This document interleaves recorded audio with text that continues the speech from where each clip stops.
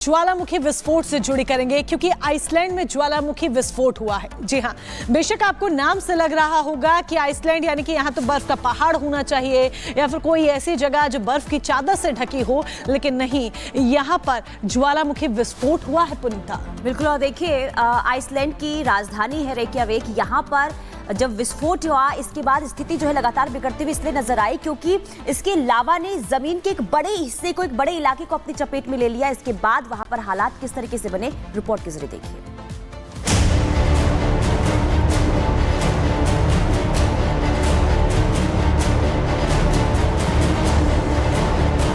Iceland में लावा की ये लपटें आपने पहले भी देखी हैं। आइसलैंड में ज्वालामुखी का ये लाइव तांडव आपने पहले भी देखा है, क्योंकि यहां की राजधानी रेक्याविक में ये पहली बार नहीं है जब एक ज्वालामुखी में विस्फोट हुआ, बल्कि यहां तो बीते लगभग 11 महीने में 7 बार इस ज्वालामुखी ने अपनी गूंज से इलाके की जमीन को दहलाया है। आइसलैंड की राजधानी रेक्याविक में एक बार फिर ज्वालामुखी विस्फोट हुआ। इस बार विस्फोट का केंद्र रेक्याविक प्रायद्वीप में हुआ। विस्फोट के बाद से इसका लावा तेजी से एक बड़े इलाके में फैला। बुधवार रात ये धमाका इतना भयानक था कि 3 किलोमीटर के दायरे में जमीन पर दरारें पड़ गई। हालांकि वैज्ञानिकों का कहना है कि अगस्त से पहले जो विस्फोट हुए थे ये उससे कहीं कम क्षमता का था, लेकिन विस्फोट के बाद से लावा लगातार बाहर आ रहा है और फिलहाल ये यहाँ के सबसे मशहूर पर्यटक स्थान ब्लू लगून की ओर बढ़ रहा है। ज्वालामुखी में लगातार हो रहे विस्फोट के चलते आसपास के लोगों को सुरक्षा के लिहाज से दूसरी जगह भेजा गया। साथ ही स्थानीय प्रशासन ने साफ कर दिया है कि इस विस्फोट से हवाई उड़ानों पर कोई असर नहीं पड़ने वाला। ब्यूरो रिपोर्ट और रिपब्लिक भारत।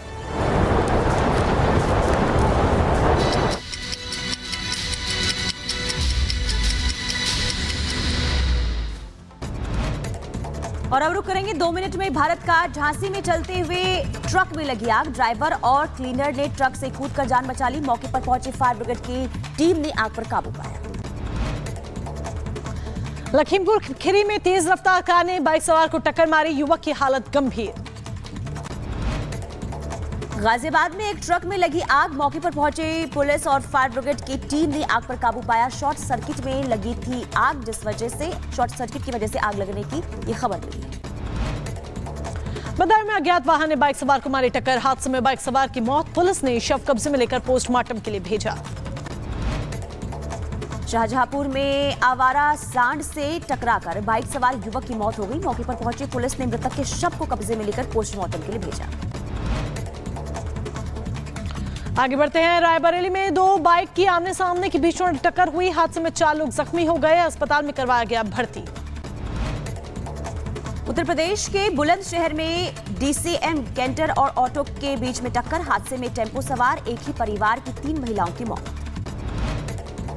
जौनपुर में बोलेरो कार ने बुजुर्ग महिला को टक्कर मारी। हादसे में महिला की मौके पर मौत हो गई। ग्रामीणों ने मिर्जापुर जौनपुर मार्ग पर लगाया जाम। इधर उत्तर प्रदेश के मुजफ्फरनगर में छात्र ने पीटीआई को जमकर पीटा। वार्षिक प्रोग्राम में पहुंचे थे जूनियर विंग के छात्र। उत्तर प्रदेश के गाजियाबाद में पुलिस ने 2 आरोपियों को अपनी गिरफ्त में लिया है। आरोपी खुद को आईपीएस अधिकारी बताते थे। अगली खबर गोंडा से है। गोंडा में आपसी विवाद को लेकर 2 पक्षों में जमकर मारपीट हो गई। सोशल मीडिया पर मारपीट का वीडियो वायरल हुआ। गोंडा में युवक ने ट्रेन के सामने कूदकर खुदकुशी की। आरपीएफ ने शव को पोस्टमार्टम के लिए भेजा। गाजियाबाद में पैसों को लेकर 2 पक्षों में विवाद हुआ। पुलिस ने एक आरोपी को गिरफ्तार किया। गाजियाबाद में पुलिस ने एक आरोपी को गिरफ्तार किया है। आरोपी ट्रेनों में जहर खुराने की घटना को देते थे अंजाम। मेरठ दिल्ली एक्सप्रेस वे पर टोल कर्मियों और बाउंसरों के बीच मारपीट हो गई। टोल नहीं देने को लेकर पूरा विवाद हुआ। और चलिए अब खबरों की शुरुआत करते हैं बाबा की सनातनी हुंकार। जी हां, बागेश्वर धाम के पीठाधीश्वर पंडित धीरेन्द्र कृष्ण शास्त्री ने अपनी पदयात्रा की शुरुआत कर दी है। ये पदयात्रा हिंदुओं को एकजुट करने के लिए है। ये पदयात्रा जात पात के भेदभाव को मिटाने के लिए है, क्योंकि पंडित धीरेन्द्र कृष्ण शास्त्री का यही कहना है पुनीता कि हम सभी को एकजुट होना होगा, हिंदुओं को एकजुट होना होगा। बिल्कुल, देखिए जब पहला दिन था मोनिका पदयात्रा का तो भारी तादाद में लोग उसमें पहुंचे थे। पूरा गेरुआ रंग में जो ये पदयात्रा है वो रंगा हुआ नजर आया। जहां एक तरफ पदयात्रा निकल रही थी तो दूसरी तरफ इसे लेकर मोनिका जबरदस्त तरीके से सियासत भी देखने को मिली है। आपको रिपोर्ट के जरिए दिखाते हैं कि यात्रा में उस वक्त का मंजर कैसा था जब पदयात्रा लेकर बाबा बागेश्वर निकले थे। लेकिन इसे लेकर सियासत आखिर क्यों शुरू हो गई है, रिपोर्ट के जरिए देखिए।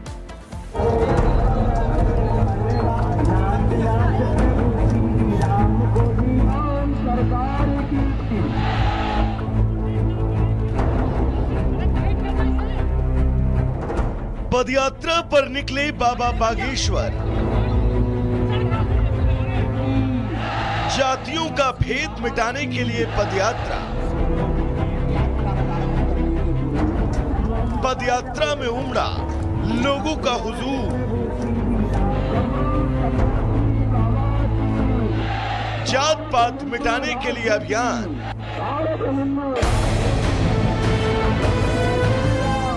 ये जोश, ये जनसैलाब इस बात की गवाही दे रहा है कि हिंदू एक है, वो अब ना ही बटेगा ना ही कटेगा।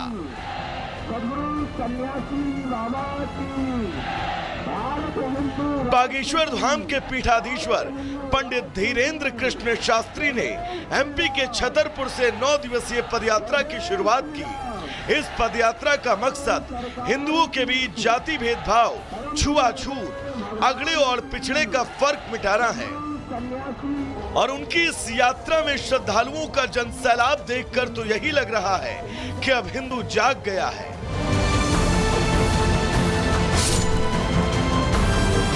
पंडित धीरेन्द्र कृष्ण शास्त्री सनातन को मजबूत करने के लिए तमाम कोशिशों में जुटे हैं। उनकी ये पदयात्रा इसी कोशिश का एक हिस्सा है। पदयात्रा के दौरान उन्होंने जमकर हुंकार भरी। मंदिरों और मस्जिदों में भी राष्ट्रगीत गाने की वकालत की। हम शोभा यात्रा नहीं निकाल रहे, हम निकाल रहे हैं जन जागृति हिंदू एकता पद यात्रा। हमको भेदभाव और जात पात से इनको मुक्त करना। हमको भाषा का डिस्टेंस, बोली का डिस्टेंस, कल्चर का डिस्टेंस, इनको एक करके राष्ट्र के प्रति वफादार बनना बहुत जरूरी है। सनातन के प्रति समर्पित होना बहुत जरूरी है। यही हमारा संकल्प है, यही हमारी यात्रा का संकल्प। धीरेन्द्र शास्त्री सनातन के साथ साथ राष्ट्र धर्म भी निभा रहे हैं, लेकिन इस पदयात्रा से कई लोगों की नींद हराम है। कई मौलाना इस पदयात्रा पर सवाल उठा रहे हैं और इसी बहाने सांप्रदायिकता का जहर फैलाने की कोशिश कर रहे हैं। हमें अंदेशा है और शक है कि कहीं ये यात्रा उनकी सांप्रदायिक न हो, और उसकी वजह यह है कि वो हमेशा मुसलमानों के खिलाफ बोलते हैं, मुसलमानों को धमकी देने की बात करते हैं। और उन्होंने पिछले दिनों कई मुसलमानों को अपने आश्रम में मजहब तब्दील कराया। पूरे देश को हिंदू राष्ट्र बनाने के लिए धीरेन्द्र शास्त्री अब सड़कों पर उतरे हैं। वो कह रहे हैं पूरे देश को हिंदू राष्ट्र बनाएंगे। के बारे में क्या कहते हैं? तो पदयात्रा को लेकर तमाम हमले जारी हैं, लेकिन धीरेन्द्र शास्त्री ने साफ कर दिया है कि वह अब रुकने वाले नहीं हैं। आपको बता दें कि धीरेन्द्र शास्त्री की 160 किलोमीटर की पदयात्रा 29 नवंबर को ओरछा धाम में समाप्त हो रही है। Bureau report, Republic Bharat. और चलिए आगे बढ़ते बात कर लेते हैं महाराष्ट्र की, क्योंकि कल देखिए नतीजे आने वाले हैं। लेकिन उससे पहले ही महाविकास आघाड़ी में जबरदस्त तरीके से मोनिका संग्राम देखने को मिल रहा है, और संग्राम हो रहा है सिर्फ कुर्सी के लिए। बिल्कुल, ये संग्राम है सिर्फ कुर्सी के लिए, यानी कि कुर्सी की लड़ाई अभी नतीजे घोषित भी नहीं हुए, उससे पहले ही महाविकास आघाड़ी में शुरू हो गई है। एक तरफ शिवसेना ने जहां ये कह दिया है कि आपस में बातचीत कर हम तय कर लेंगे कि कुर्सी है किसकी, तो दूसरी तरफ कांग्रेस ने साफ क्लियर शब्दों में कह दिया है कि जिसके ज्यादा विधायक पुनीता, कुर्सी उसी की। रिपोर्ट देखिए।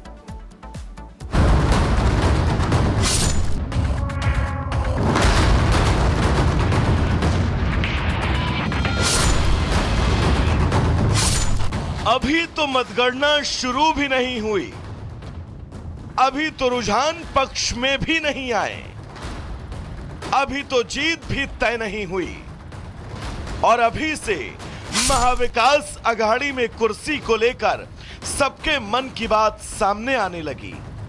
शुरुआत कांग्रेस के धड़े से हुई, जिसने इशारों इशारों में यह पहले ही बता दिया कि सबसे ज्यादा विधायक यानी कुर्सी पर पहला हक। लेकिन यह खबर जनता के बीच पहुंचती उससे पहले ही शिवसेना ने अपने मंसूबे साफ कर दिए। महाराष्ट्र में कांग्रेस की लीडरशिप में ही सरकार महाविकास आघाड़ी की बनेगी और महाविकास आघाड़ी की सरकार आएंगी, इसमें कोई दो मत नहीं है। ये काले पत्थर पे सफेद लकीर है।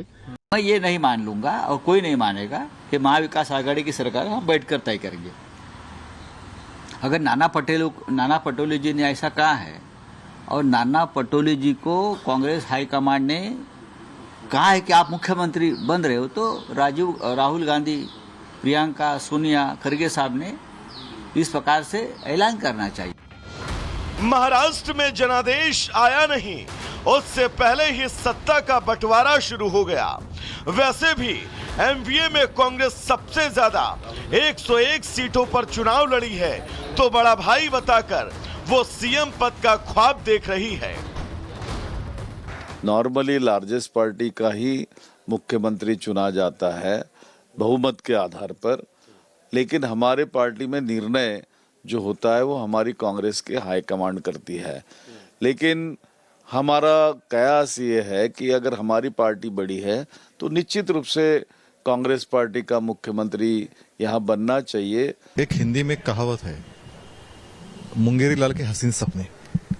इसलिए संजय राउत हो या नाना पटोले हो, दोनों के सपने और मुंगेरी लाल के सपने, इनमें कोई फर्क नहीं है, क्योंकि सरकार तो यहाँ महायुति की आ रही है। जिस प्रकार से भारतीय जनता पार्टी, शिवसेना, राष्ट्रवादी ने काम किया है, लोगों का रिस्पांस मिला है और जो फीडबैक आ रहा है वो यही बताता है फिर एक बार महायुति की सरकार बन रही है। पीएम मोदी ने तो इस झगड़े की आहट पहले ही भांप ली थी। 8 नवंबर को धुले की रैली में पीएम मोदी ने पहले ही बता दिया था कि आखिर महाविकास अघाड़ी का क्या होगा। महाअघाड़ी की गाड़ी में